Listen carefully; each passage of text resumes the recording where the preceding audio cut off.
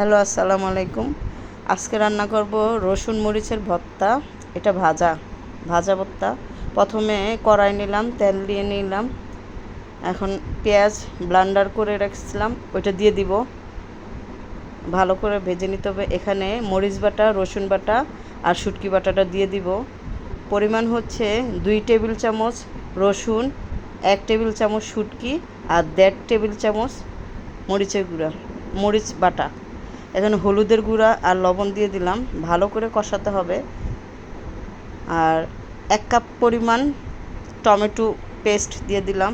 এটা ফ্রোজেন, আমি ডিপ ফ্রিজে রেখে দিয়েছিলাম ব্লেন্ডার করে। ভালো করে কষায় নিতে হবে যেন লেগে না যায়, ঘন ঘন নাড়তে হবে।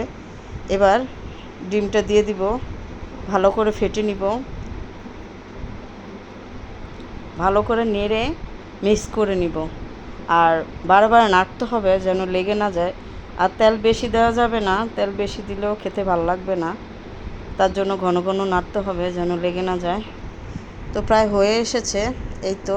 আল্লাহ হাফেজ।